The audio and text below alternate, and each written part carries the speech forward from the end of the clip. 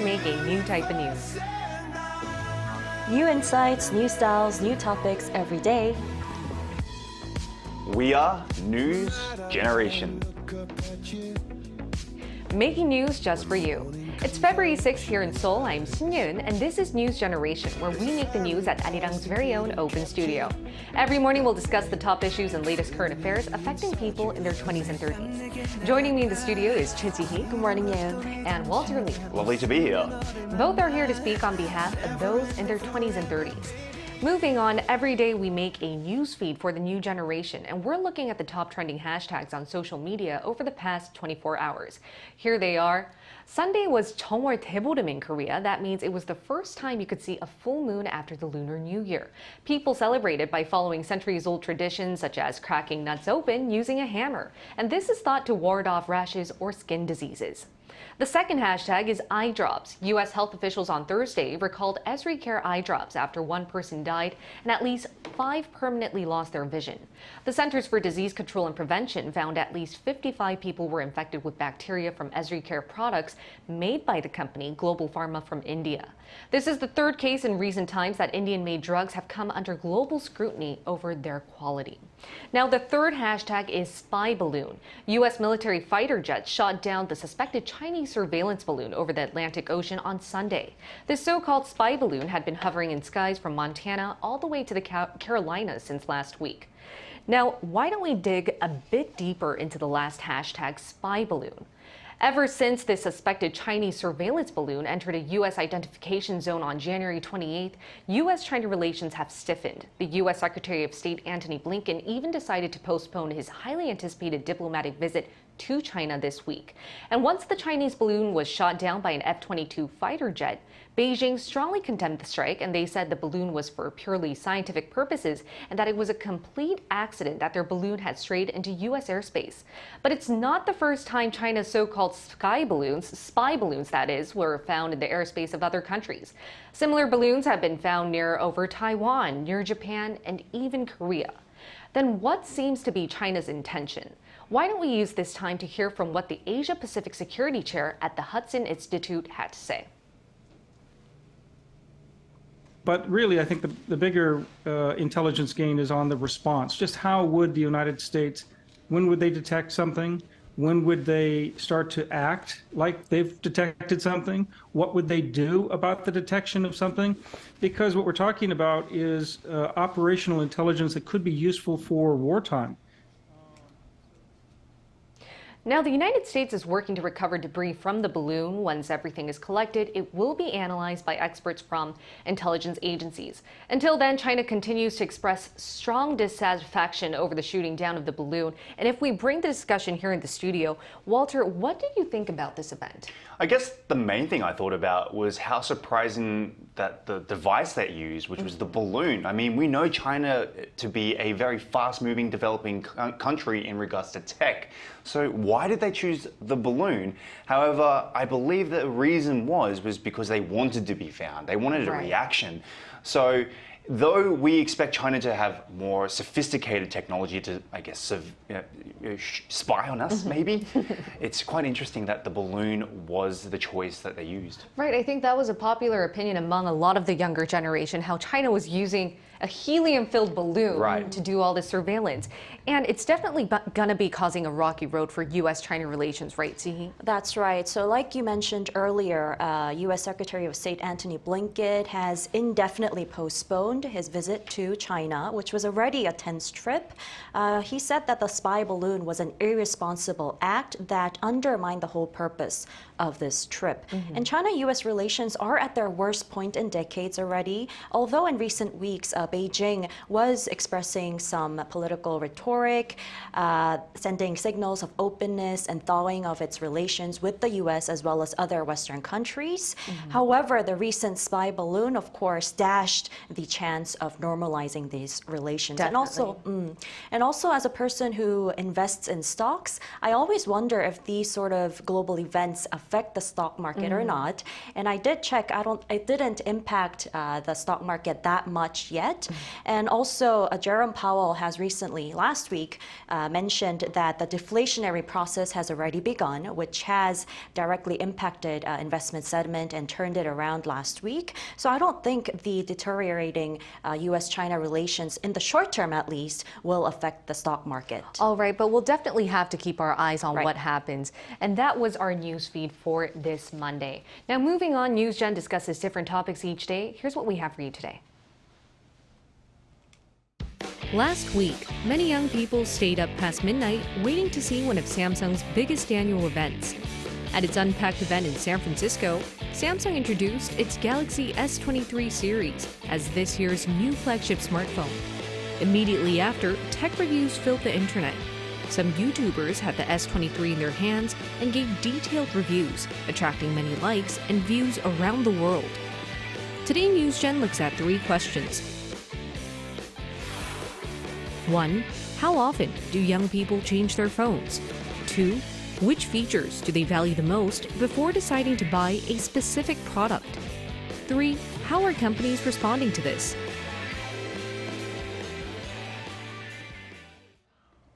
Now, we were just looking at that video, and here in the studio, I could see a lot of excited faces for the latest Unpacked event. And as we just saw, a growing number of people from the younger generation are flexing on these electronics. And I want to ask our panelists in the studio whether they're interested in buying new products, especially electronics, and how frequently you change them. Well, you've come to the right person, as I love my tech and gadgets. I actually do tech segments on radio shows, so I am super into my tech. Now, I don't really spend a lot of money on myself, but what I do spend a lot of money on, or try to, spend as much money as I can, is on tech and gadgets. I don't spend a lot on clothes, so for me, I have to buy some tech and gadgets. Now, I equivalate my spending habits to like old shoes. Now, you don't need the latest tech. That's what they say. You don't need the latest tech. You don't need the newest shoes. But whenever you compare your shoes that you're wearing at the moment to the shoes that you see in the store, you can't help but go, I really want to buy that. Right. And I'm always like that. And sometimes, if I can afford it, I will go and buy out the latest phone or the latest iPad, etc., etc. Exactly. You want it. Even though you might have it, you still want it. You always want that new one. I agree. And what about you, Tiki? Well, I do love electronic devices as well, but I don't frequently buy them or change the ones that I already have to the latest model. But I did buy this Galaxy Pad recently, but it was the first time in a decade, really. 10 years? Yes, it took you in 10 years Wow. to buy a new gadget. I mean, even the laptop that I'm currently using, it's a pretty new model, but I didn't buy it myself. I got it for my birthday last year. Wow. Yeah, so when it comes to buying these electronics, I tend to be cost effective, and I consider practicality a very important aspect of buying them. And may I just add, it's quite impressive that you're able to use an electronic device for like 10 years. I know, right? Yeah, I mean, I think I'm pretty careful with the electronic goods I have, and I grow fond of them, and I don't like spending a lot of time getting used to these new gadgets. I feel very comfortable using my old ones. That's why I tend to stick to them. And also, doing research on how often youngsters here change their phones, I found out that according to Korea Internet Agency, a little over a year ago, the period in which they change their phones or update their phones was a little less than 3 years, but that period has increased a little bit because of the advancement of all the technology of smartphones. But they're very pricey, of course, right? They're definitely pricey. That's why we call it a sort of flex for you to buy these electronic devices. But despite the very pricey flex, why are a growing number of the younger generation flexing on electronics? Right, so these electronic devices are a must for the younger generation these days. They raise the quality of life for them with convenience, whether it be for studying or working, they need them. And also, because we're the thumb generation, we're the digital natives, we get used to these new devices pretty quickly. They're not that difficult to adapt to. And also, the first thing that youngsters would like to get after they get their salary or their paycheck for part-time jobs is an electronic good. Yes, and even for the allowances that they got during the Lunar New Year's, they used most of it on electronic goods, reportedly.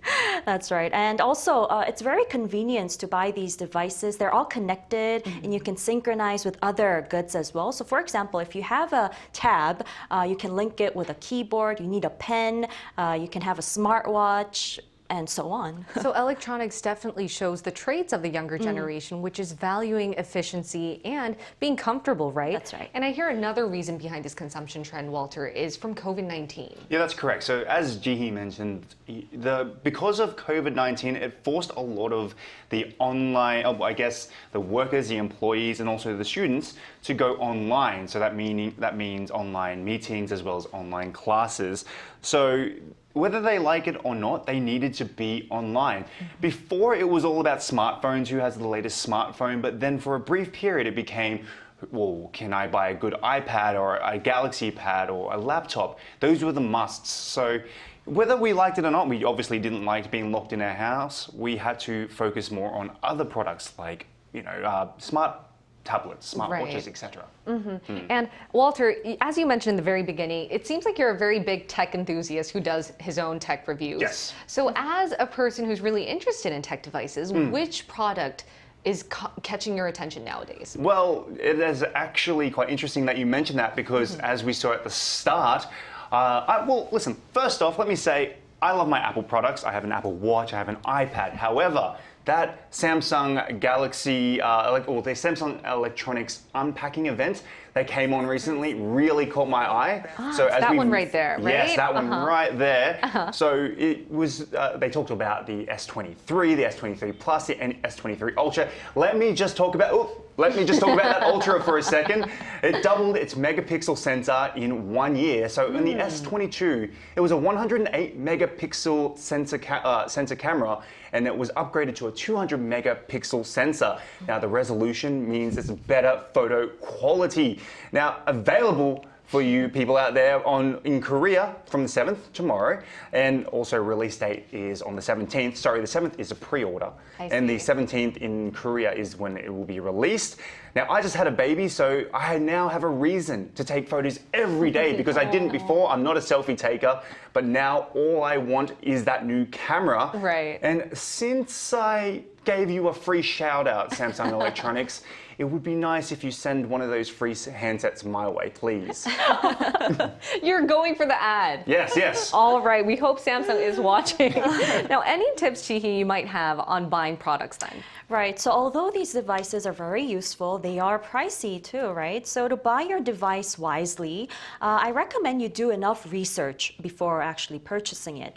Watch review clips, also see what the average public says about the device you need, and also compare the products you want depending on the specifications, because they can be similar or some are have higher specifications, but make sure they suit your need and purpose. Why are you buying the device? Make sure to think about that, and also do go see the physical version of it after you gain enough information online. And another tip I used for this one too is I waited for a few months after the latest version came out, was released, because usually these prices of the gadgets, they go down over time. And also look for the mega discounts during school opening periods or graduation periods. Yes, those are my tips. There's major promotion sales, especially when you go back to school, returning back to the semester. Those are very good tips.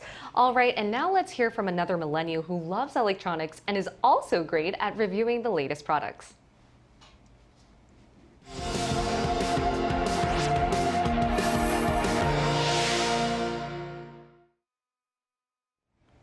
As we mentioned, we're now going to use this time to hear from another millennial who loves to buy the latest tech gear. It's Yuji Choi. Hello, Yuji. Hi. Now, Yuji, I hear that you are an IT enthusiast who can't wait to buy the latest tech gear out there, and you also even do your own tech reviews. So how often do you change your electronic devices and why? Well, people think I change the devices often because I'm a tech nerd. But including myself and all the tech nerds around me, I don't change the devices that often. I purchase it after like months of research, and most of them I never change it just because I got tired of it. If I find a new release that has like 2 or more features that are completely irreplaceable, I consider replacing it. I see. Because maybe it's different for other people, but for me, devices only exist for like certain purposes. And for example, for iPhone, I personally use it to take pictures and record videos.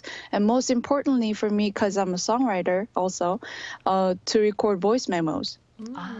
I even sometimes put some of iPhone recordings to my song. So if the new iPhone has drastically improved their quality of voice memos and camera features, which I use also often, that would make me consider upgrading it. But again, that doesn't happen that often, so I usually don't change it until it's like broken. I see, and I think Chihi could relate to that. And Chihi, do you have any questions you might want to ask Yuji? Yes, so it seems like you consider the purpose of the device a lot. So what's the most important feature you look for before purchasing these devices every once in a while? Oh yeah, that is a great question. I value the technological advancements, and if the camera is upgraded, like how much it improved, how convenient it is to use. I value design as well, but I think the specs and the capability of the product is also important for me too. And does it save my time? Like, does it make the daily routine more convenient, and does it also like save my time again? And is it replaceable with other analog things? I also consider that too, and I also consider their brands. If they are well thought out brands who dig out their technologies really well.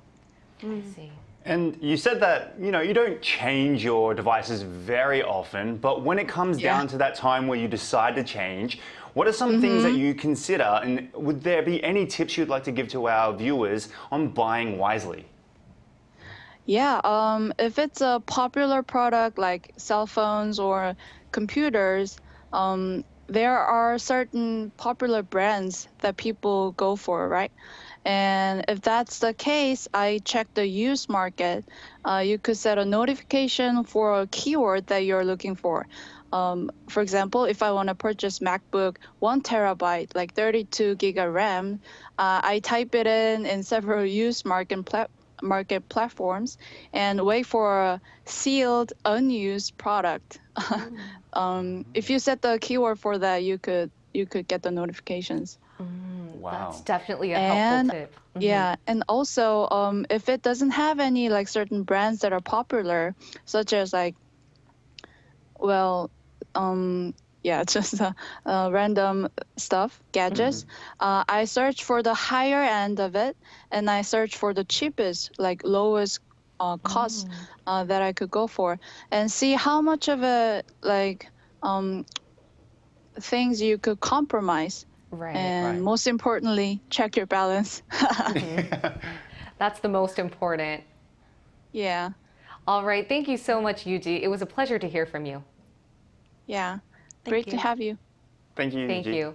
Now, bringing Thank the you. discussion back to the studio, I think Yuji mentioned some very interesting points, including one where you should do a lot of research before you buy that new product. And Tihi, any point that fascinated you from this interview? Well, first of all, I was able to relate to Yuji a lot Yes. because although she likes these gadgets, she doesn't buy them often. Right. And she considers deep research, and she considers the whether she needs it, the purpose of the device a lot before buying them. And I really like the tip that she gave us in the end, which I have never thought of before, going on used markets to see if they have any sealed products. Right. Looking for new products at a more affordable price. Exactly. And what about you, Walter? Yeah, definitely. Her and I relate in that way, where we do a lot of deep research. So I recently bought a MacBook, a brand new MacBook Pro. It took me at least 2 weeks to really figure out which one was best suited for me. Though you want to have the most expensive one, just think just because it's expensive doesn't mean it's suited to your situation. Right. So therefore, you want to do your research, making sure what is best for you in your circumstances. I think that's completely relatable. Every product has its own owner, I guess. Yeah. You should customize it to your needs. Exactly. All right, now moving on, given that we are a live morning program, we always ask our viewers questions related to our discussion topic in advance, and we use this time to share with you what they had to say. So we asked our viewers if they've ever flexed on electronics. Morgan Drain said, I used to update my phone whenever a new iPhone came out, as there were major changes with each new model. But now it seems like there's minimal changes, so it's quite ridiculous to update it every year. And Robin Whitten said he upgraded it a year ago from Samsung S10 to the Google Pixel 6 Pro, which provides absolutely stunning photos and excellent video qualities. Last but not least, Asian Prince said he updates his phone regularly. Quite many of his phones are Samsung, and he usually updates because he wants to enjoy new features whenever possible. Now, here in the studio, what do you guys think about these comments? Well, Robin Whitten, I don't even know, I didn't even know what the model of my phone was until Really? this morning. Yeah, the only thing I knew was it's a Samsung Galaxy S something. I realized it was a 21, S21. Anyway, I really like my phone. I like the videos, the photo quality. Right. But I wonder how good your new phone, the Google Pixel 6 Pro, is. You're quite curious about it. Yes, I am. What about you, Walter? Well, Asian Prince definitely caught my eye, as I hope you are as excited as I am to possibly purchase the new S23 Samsung Electronics, building a better future for tomorrow. Okay, Walter, you're really going out for that ad. I am. I hope Samsung's I watching. really hope Samsung watching for the sake of Walter. All right, every day we do upload questions related to our discussion topic for our viewers to answer. If you want to participate, please search Arirang News on YouTube and look into our community tab. The link is right below. Now, we've already come to the final part of our discussion, and amongst us in the studio, Walter, do you think this sort of flex culture will continue among the new generation? And do you think their love for electronics won't die out? Yeah, I definitely think that this, I guess, trend will continue because, as we mentioned before, electronics and gadgets, they're becoming more and more expensive. Therefore, less people are going to be able to buy them, especially with inflation. So therefore, when people do get their hands on this brand new laptop, on their brand new phone, of course they're going to want to show it off and show their friends and be a little bit proud of, what they've achieved. Now, I think it's also great for companies. Companies are wanting you to flex because it's free marketing for them, right? So as we talked about before, Jihee bought a brand new Galaxy tablet. Now, my tablet isn't that old. It's only 3 years old, but as soon as I saw that with her just typing away, being so proud of it, I was like, oh, I really want to buy a new Galaxy Tab. Exactly. And so I think flexing is going to stick around for a long time. Right, and though flexing is basically one's individual right, would you give any tips on how to make a reasonable purchase, Jihee? Right. Well, I personally think we shouldn't be too extravagant with these gadgets. It's fine if you really need them, and it's fine if these moments don't come to you often, just like me. I bought this in a decade. But I think it's quite a waste if you just chase after the new model like every year or every quarter, especially when your bank account is in the shape, in a good shape. So don't go chasing after overly expensive goods, just the latest models. And I think you should really think about buying the device if it's really needed. If you really need it. Yeah, but see, people like me, we got the FOMO culture, the fear of missing out. All we want to do is just buy the next thing. We may not be able to afford it, but some of us are stupid with their spendings and decide to buy it anyway. So I would like to end off by saying it's okay if you fear missing out. It's okay to miss out sometimes. Yeah. All right, and today we talked about how a growing number of the younger generation loves spending on electronics. We'll be here every day from 9:30 a.m. to 10 a.m. Korea time, bringing you the topics that young people are talking about. Special thanks to Jihee, Thank you. and Walter Lee. Lovely to be here. And thank you everyone for watching. We'll see you tomorrow. We are News Generation.